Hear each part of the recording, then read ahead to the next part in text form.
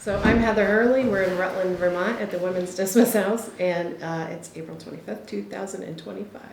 And I'm Kaylee, Rankin. We are at the Women's Dismiss House in Rutland, Vermont, and it is April 25th, 2025. Nice. So I guess to start, I would love to hear your backgrounds, kind of, what led you to this role, whether that was with like school stuff or whether it was with life stuff, sort of what brought you to, your roles in Dismiss today. You first. I need to fidget, sorry guys. I was brought to Dismiss through, I was volunteering. I was part of a Key Club in high school, which I grew up here. I went to high school at Rutland, Vermont, and I joined Key Club, which was like a volunteer-based program, and they went into the men's house, which was co-ed at the time, and it was all men when I went in, and I think Therese must have been the director. And that's how I first heard about Dismiss. And I think I just kind of fell in love with it. I knew that I just loved the program, and I left it there. And so I went to college, found my way through there, went to school for social work, and I came home, and I actually was a preschool teacher when I came home. And I saw a position opened for Dismiss, and it was for the Women's Dismiss House for an assistant director position. I was like, I'm just gonna put my application in and see how it goes. And I did, and here I am. But my connection is much deeper. I grew up in a family that was definitely very riddled with addiction, which Dismiss was formed around people that were previously incarcerated, but it's become so much more throughout the years. And almost everyone, if not everyone we've served at the Women's Dismiss House has struggled with substance use disorder. So that's been my personal connection to Dismiss and the work that we do here, which has been very special for me. Cool. And I actually started my career back in Vermont working for the Department of Corrections as a probation and parole officer. And I worked in the field the majority of my career here. And then I spent 3 years working in the facility also in Springfield and Windsor correctional facilities. I worked 1 year with women there when women were at Windsor. And it was one of the most challenging, hardest career years of my life. I thought, oh my God, I'll never work with women again. Like, I just don't really, it was a big difference working in a men's facility and then working with women. In my whole career, I worked almost like 95% with men because I specialized in supervising sex offenders and violent offenders. Mm-hmm. So women on my caseload were few and far between. But the women I did have on my caseloads were ones that took a lot more work, but actually ended up doing well, which was not really the case with the majority of the other offenders I worked with. And I ended up, when I was working in Springfield, I was living in Polney, and it was about an hour and a half drive each way. So I really needed something closer. I loved working for corrections, not as much in Vermont as I did in Oregon, because I worked there first. But I wanted to still work with the population. And I had heard the name of Dismiss a few times, but because I work with sex offenders, they don't get referred here. So I just had heard the name, but wasn't familiar at all with it until I saw that they were hiring, and then I read more about it. I was like, okay, this works. And so it was about 13 years ago, I think, when I first started, and I was hired as kind of a weekend fill-in staff. It was part-time, and that lasted for like 3 months, and then I was hired as the assistant director. And I was there for 6 years at the men's house when it was co-ed. And I left for 2 years and moved to Springfield and was working for the state of New Hampshire.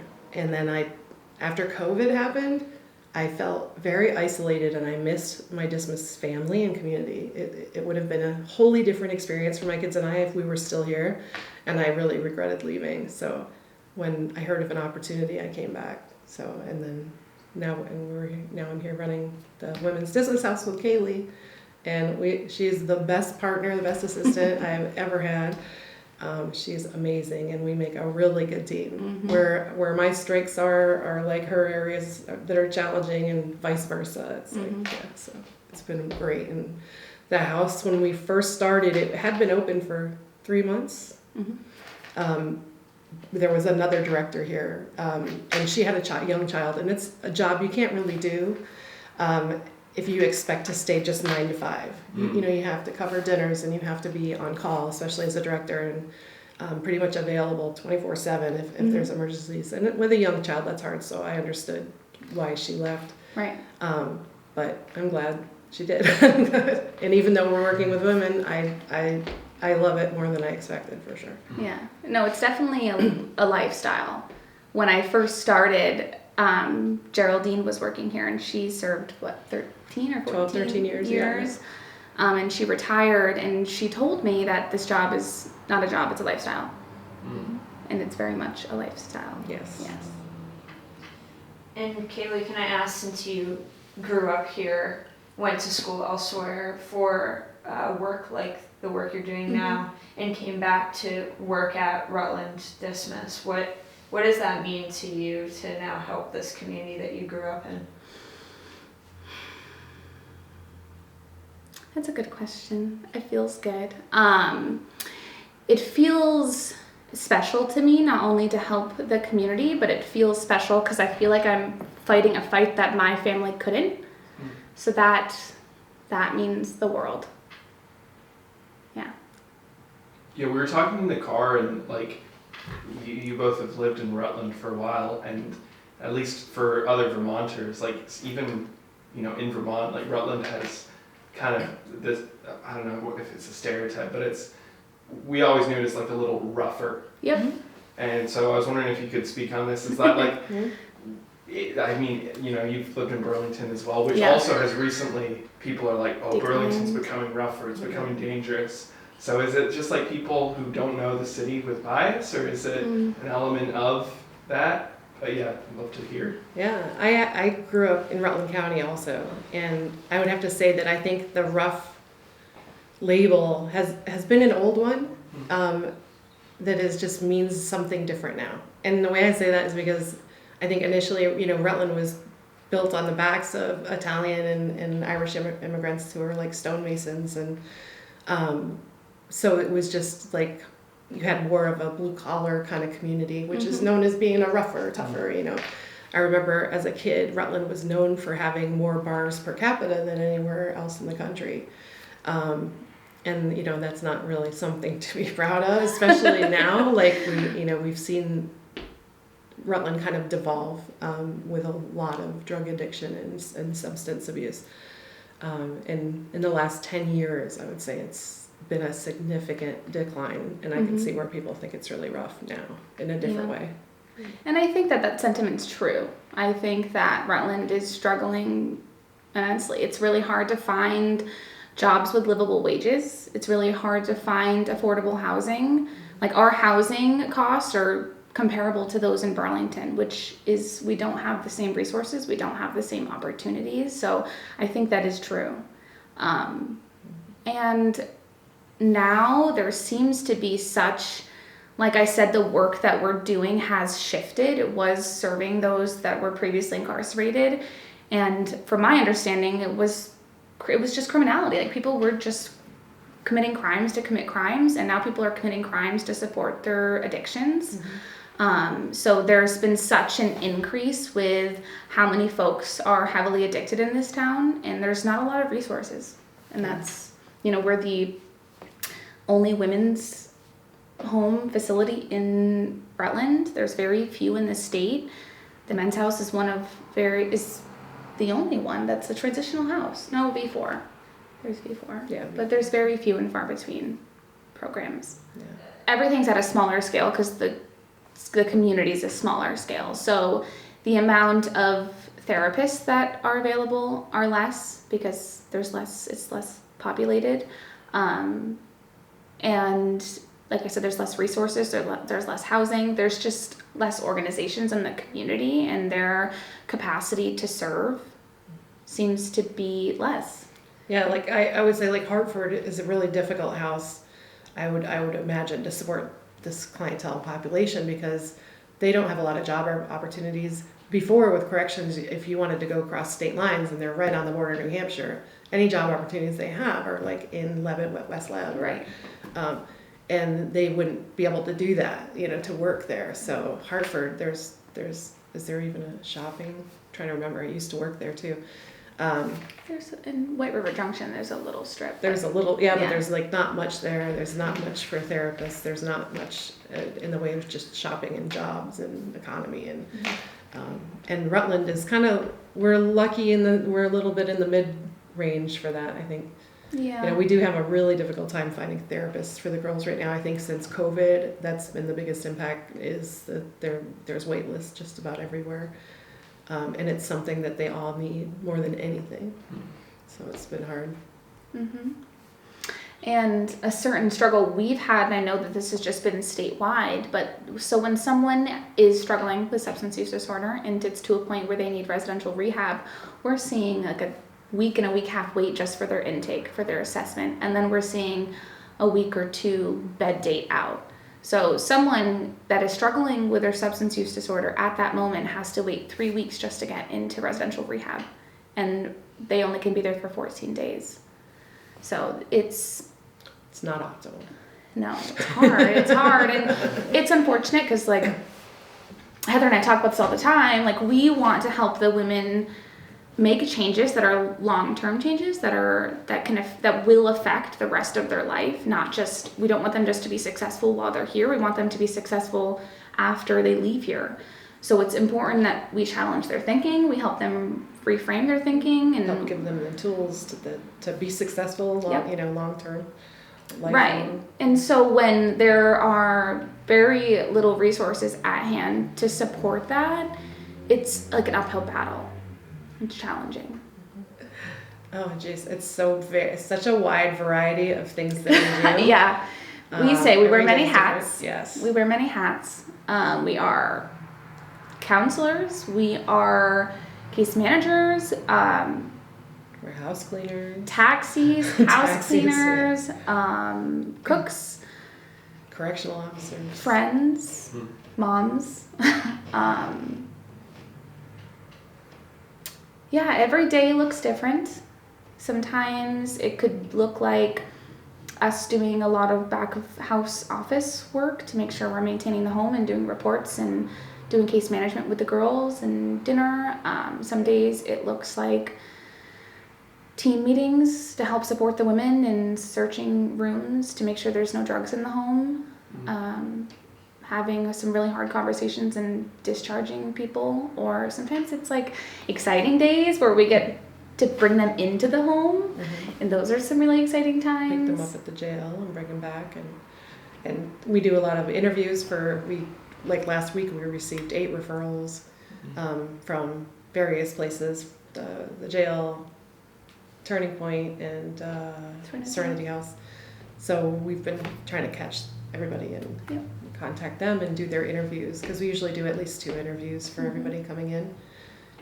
Yeah, so when you're doing those interviews, I mean, I gather that there's only a certain number of spaces, and there's probably many more people that are, being referred and applying than there is space for. Yeah. So what are you looking for in those interviews? The first designation that we have that's a little bit different, I think, than all the other houses, that some of them might, I don't know.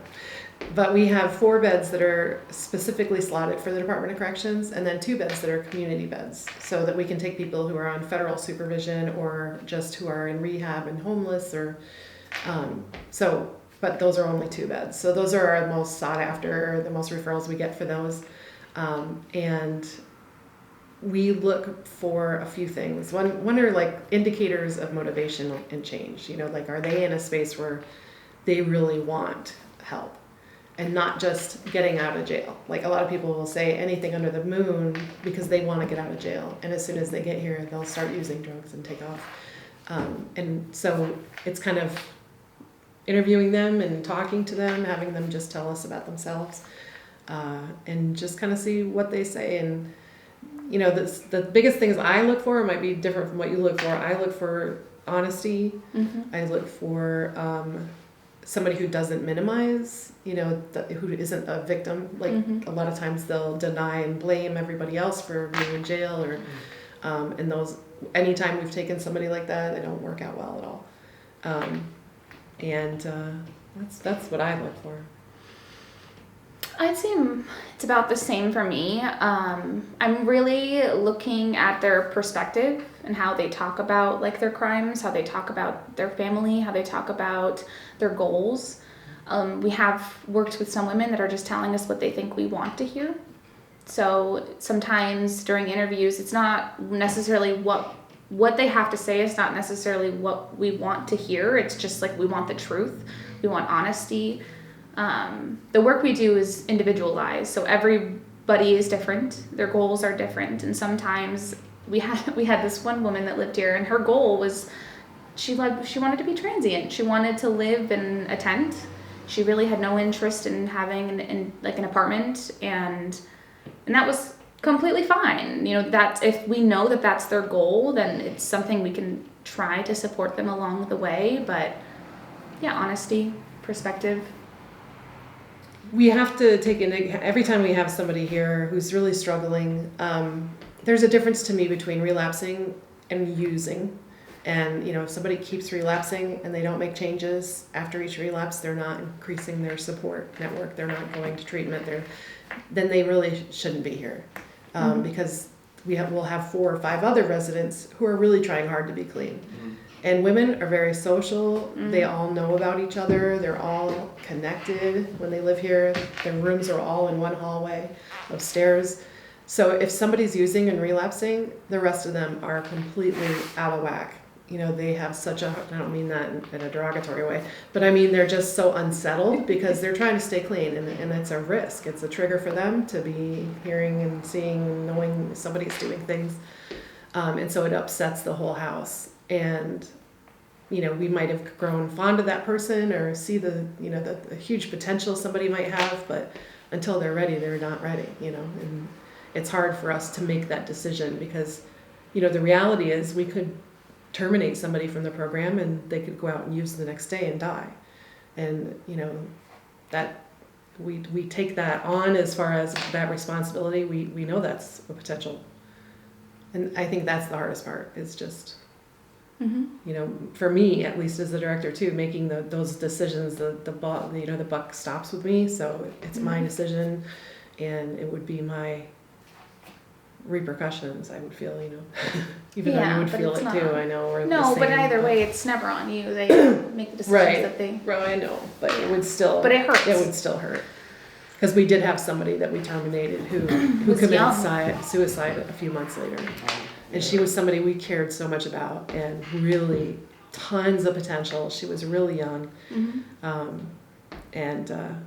I ever since then I've been like, I wish we gave her another shot, that's hard. Yeah. Yeah, and so I was talking with Professor Ewald, and you probably, have a lot of experience with this being sort of wearing the hat of the Department of Corrections and then also your work now. So he was trying to explain that when, unfortunately, like someone has to be terminated from, their stay at the house, sometimes I don't know if it's the DOC, it's like hard for them to take them back into the system, the incarceration system, whether it's like, I don't know if it's like lots of paperwork or, so how does that work? Like where would they go if the DOC is for whatever reason, hesitant to bring them back into that system, but you guys are also like, you can't stay here anymore. If you're willing to speak on that at all. Yeah, for sure, because that has really changed over the years that I've been here. When I first started, and the majority of the men and women that were at the house were criminals. The end all be all. Out of 11 residents, we would have 1, maybe 2 who had addiction problems. And now it's completely flip-flopped, where you might have 1. The women's house has never had 1 yet that does not suffer from substance use disorder. So in the last 4 years, everybody has had an addiction issue. And they may have disclosed at first that they didn't, but then while being here, they identified that they do. So So it was the only residents that did that. So the Department of Corrections handles those differently, of course, especially if they're relapsing, they're not going to return them to jail. It's kind of their policy at this point. So a lot of times they will go either to treatment or to the streets or to a friend's house that they know isn't a good option. Because if they had a lot of options, they wouldn't be here. Right. So, and that's hard. We know that, they might end up on the street, which is pretty likely, actually. It was almost better when they went to jail, because then they'd at least have a place to clean up and be safe, and 4 hots and a cot. So yeah, it depends also, I'm sure, with the other houses, especially what level that individual is on supervision for. If they're on for furlough, it's more intensive supervision, and if they have like a past, we've had some women who have applied or for like murder charges and stuff, and if they violate and lose their housing, then they would get picked up and go back to jail typically for lack of residence. But few and far between But that we've that's seen. not likely. Yeah, Yeah, that must be quite interesting to have that experience as, working in a correctional facility and with the DOC, but then also with business, because they work with similar people, but at the same time it's very different, I'd imagine. Oh yeah, I think it helps me a lot to understand how DOC works as far as policy wise, and because other houses will be struggling with residents coming out without IDs and without this and that, and like we just need to ask the caseworkers to do it. But I get how it was as a caseworker, how inundated you are, how hard it is to keep up with all the little pieces of everybody. So I'm a little more forgiving, I think, for certain DOC things, and I kind of understand what the POs might do. It helps me with my decisions, basically. Another challenge in the house, I would say, is just, and you kind of alluded to it, but the inner workings of the home. I don't know what you said, I don't think this was like that at the men's house, but the women they create such community, and it's such a strong community, and they want to be friends with one another. So that has its own challenges, when someone's using, or when we have someone that's coming into the home that disrupts the community naturally, whether it's good or bad, it just causes a disruption. So that's kind of fascinating to see how the women move and just the dynamics that they create with one another. Like right now we have 3 open beds, and we have all these applicants, and I'm kind of wanting to let's just bring everybody in, I want to get people in and off the street or whatever. But that would create such turmoil with the 3 residents that live here that they would be hating on me. And I get it, it's hard. And we have to look at, we have 8 applicants plus currently. And so we may look at someone and think they could definitely do well here. But when we're comparing them to the 3 women that are in the home right now, we have to look at the dynamics they have. And so we're trying to really make sure we're intentional with the 3 women that we pick, and hope, we're playing like a little game of Tetris, trying to make it fit. It feels like it though. Yeah, to make sure it fits. And so while still giving people the opportunities, Yeah, because this is their home. And that's the one thing that I love about working here the most, is it's home. It's home. It feels like a second home for myself. I know it feels like a second home for you. It did for my kids growing up. They were a part of a lot of it and have great memories with camping trips and stuff. So. And so one of the things that feels so important here is that it feels like home for them. And that's a huge risk to their sobriety and recovery. If they don't feel welcome, if they don't feel comfortable, and they don't feel safe here, they're not going to want to be here. And there's not a lot of other places that they can go, unfortunately. There's a lot of their friends are also in full active addiction. So there's their families. And their families mostly are in active addiction. So this is the safest place that they have. And so if they're trying to avoid here, or they're isolating in their room to avoid the other residents, it's a risk. Yeah. A lot of the women, they might not be on supervision now or have been coming here right out of jail, but a lot of them have had that in the past, have been on supervision or been to jail once or twice, or so I'd say we've only had a couple residents that really didn't have any of that. And to think about it, it's changed so much that if they're all struggling with substance use disorder, what is there to really learn? you know. Right, criminality. Yeah. Yeah, criminality wise. just, Yeah. if they were struggling with addiction in the community, they just didn't get caught, you know, Yes. stealing or whatever to support their habits. So, yeah, that wasn't really No, an yeah. issue when we come down to it. I Our don't dinner know the- auctions are so stressful for us. It's like yeah, so I wouldn't much work. say the dinner auction. We can't even watch it half the time. Yeah. Our holidays, it's not a specific holiday, but it's usually our Thanksgiving. And it feels so special. We usually have around 30 people in this room. So we bring out another table right here, and we have this table, and we turn it that way. And I think it was holidays when we cooked them felt even more special. We have a wonderful volunteer who's been cooking for the men's house and the women's house on Thanksgivings for the past couple of years, but it started with Heather and I cooking Thanksgiving for 40 people. So it was so much fun, though, you have to say. It was so much fun. And I think it's just being in such an energized room and seeing the families, the children, and some parents come, and your children are here, and it just feels it feels like a big family reunion or a big family dinner. I come from a smaller family, so the holidays are much smaller. But yeah, it just feels like a big family, and it's special. That, and when we volunteer with the girls to go cook at Turning Point. Yeah.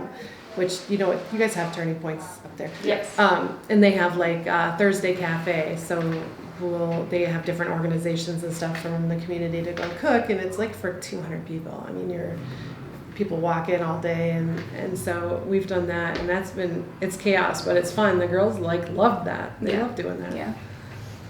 And before she walks in, do you guys mind just touching on your relationship with Rita, since she just stands out in all of our conversations? I'm going to go first because it's shorter. I'm terrified of Rita. Which I think is so funny. I am so intimidated by her. Because she's amazing. Yeah. Like, I just have so much respect for her that she just terrifies me. But you talk more with her. I love Rita.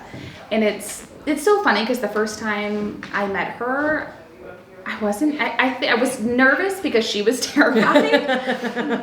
But once I ended up getting to know her and sitting with her and talking with her, it felt so easy. And she's someone that you can just joke with, and you wouldn't think that she would be like and laugh about it, but she is. And I love that because I add humor into everything that I try to do, and she loves it. Mm-hmm. She loves it. And I love to listen to stories, and she has a plethora of stories that she's happy to share any chance she can. So she's an awesome storyteller. I used to love it when her and her husband Frank used to talk about like their relationship, and so they're awesome. I wish he could have met Frank. Her husband was really, really cool.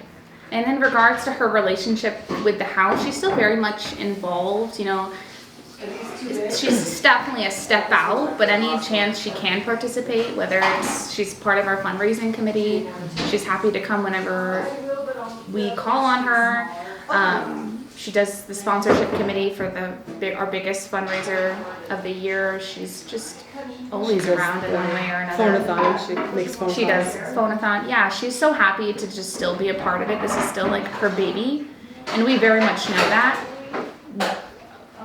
I don't want to say unconditional work that we try to do, because at some point it has to be conditional when it's to a point of them actively using. Accountability, yeah.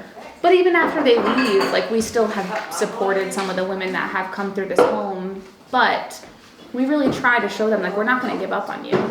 I think one of my favorite things is when I have residents come back to visit. Yeah. That's when they've moved out, they've been gone for years maybe, and then they'll just stop in. Hey, I was in town. It's like, it's family. Mm-hmm. That's always my favorite.